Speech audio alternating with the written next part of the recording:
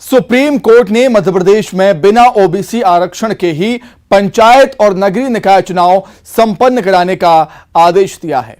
शीर्ष अदालत ने जया ठाकुर और सैयद जाफर की याचिका पर फैसला सुनाते हुए राज्य निर्वाचन आयोग को 2 हफ्ते के अंदर अधिसूचना जारी करने के लिए निर्देश दिए। सुप्रीम कोर्ट ने अपने आदेश में कहा है कि तय शर्तों को पूरा किए बिना ही ओबीसी आरक्षण नहीं मिल सकता। अभी सिर्फ SC/ST आरक्षण के साथ ही स्थानीय निकाय और पंचायत चुनाव संपन्न कराने होंगे। देखिए रिपोर्ट।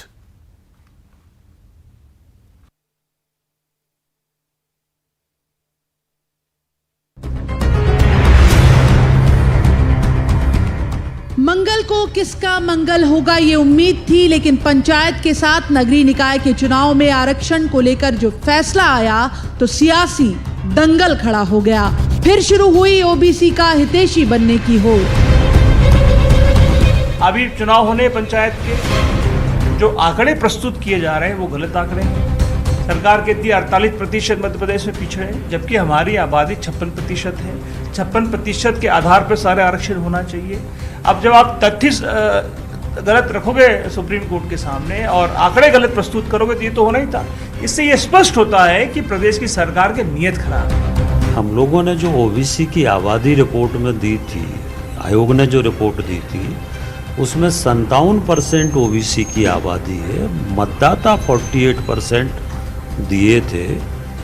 जो संख्या है वो तो 57% है और कई जिलों में 69% है। ये भी रिपोर्ट में हम लोगों ने दिया हुआ है कि कुछ ज़िले ऐसे हैं जहाँ पर अगर SC/ST को हम छोड़ दें तो वहाँ पर ओबीसी की पॉपुलेशन 69% है। तो हम लोगों ने तो 69% तक दिया है। अपने निहित स्वार्थ के लिए मध्य प्रदेश के अंदर पंचायत चुनाव को योजनाबद्ध तरीके से कांग्रेस ने जिस प्रकार से प्रभावित किया, आज उसका दुष्परिणाम मध्य प्रदेश का एक एक व्यक्ति झेल रहा है। किसने इनसे कहा था कि जबरदस्ती अध्यादेश लेके आओ और हम लोगों को कोर्ट भेजो?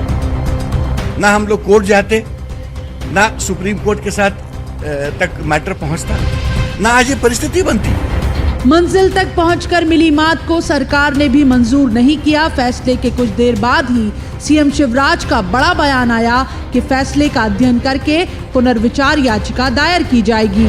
अभी माननीय सर्वोच्च न्यायालय का फैसला आया है।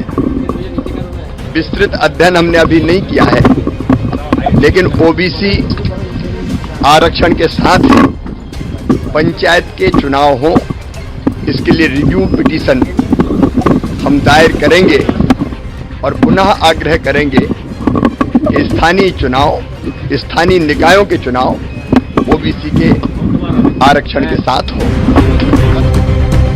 घटनाक्रम भी तेजी से बदले। प्रदेश के महाधिवक्ता ने न्यूज़ 18 पर कहा, सुप्रीम कोर्ट में मॉडिफिकेशन ऑफ ऑर्डर का आवेदन देगी सरकार।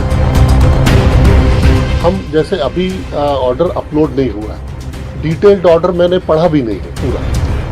जो शाम तक अपलोड होता है उसका अध्ययन करके और फिर हम with in very short period of time, जल्दी से जल्दी उसमें जो भी अगला कानूनी पक्ष होगा और वो हम। सुप्रीम कोर्ट के फैसले के बाद राज्य निर्वाचन आयुक्त BP सिंह का एक्सक्लूसिव न्यूज़ 18 पर बयान कि राज्य निर्वाचन आयोग चुनाव कराने के लिए पूरी तरह तैयार है।